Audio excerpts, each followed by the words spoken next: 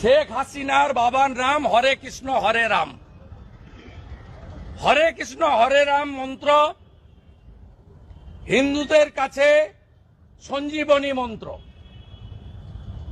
প্রভু শ্রী দেখুন প্রমাণ দিচ্ছেন আরেকজন। দর্শক, শেখ হাসিনা হিন্দু ধর্ম গ্রহণ করেছেন ভারতের রাজনৈতিক আশ্রয় পেতে বা নাগরিকত্ব পেতে, কারণ বিশ্বের অন্য কোনো দেশ তাকে এই মুহূর্তে জায়গা দিচ্ছে না।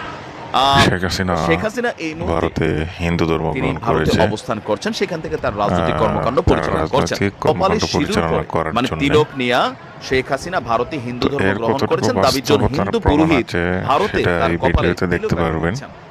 এর মাধ্যমে তিনি হিন্দু ধর্মে ধর্মান্তরিত হয়েছেন বলে দাবি করা হয়েছে।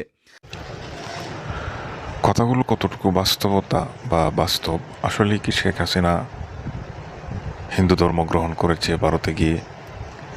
এটা সত্য কি বা মিথ্যা এর কিছুটা প্রমাণ পাওয়া যায়। যেমন শেখ হাসিনার চাচাতো ভাই শেখ জুয়েল বা ওরফে শেখ সালাউদ্দিন, তিনি 5 আগস্টের পর ভারতে অবস্থান করেন এবং তার নাম পরিবর্তন করে ভারতের আধার কার্ড গ্রহণ করেন, যেখানে সে ধর্মকেই পরিবর্তন করেছেন, অর্থাৎ তার নামকে এমনভাবে পরিবর্তন করেছেন যেখানে এক হিন্দু ধর্মের নাম উল্লেখ করা হয়েছে।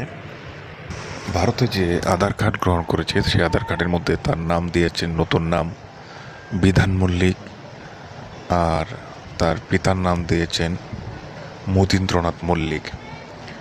তাহলে এই খবরটি এনটিভির চ্যানেলও দেখা যায়। তবে এটি যদি আসলে সত্য হয়, তবে শেখ হাসিনা যে হিন্দু ধর্ম গ্রহণ করেছে বা সনাতন ধর্ম গ্রহণ করেছে সেটা অবিশ্বাস্য কোনো কিছু না। তবে যদি এতে কারো সন্দেহ বা আপনারা যদি কোনো সঠিক তথ্য জেনে থাকেন তাহলে অবশ্যই কমেন্টের মাধ্যমে জানাবেন। সঠিক তথ্য দিয়ে যাতে ভুল হলে সঠিকটা মানুষ জানতে পারে। ধন্যবাদ সকলকে।